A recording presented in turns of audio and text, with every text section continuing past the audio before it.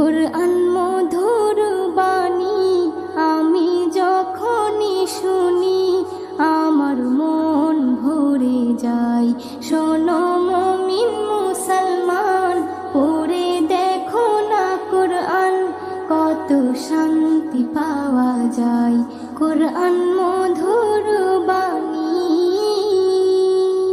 প্রতিটি হরফে দশ দশ নেকি আছে, আমলে জমা হয়।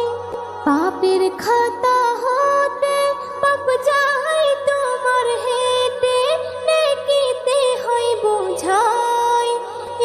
এমন বরকতময় মেলে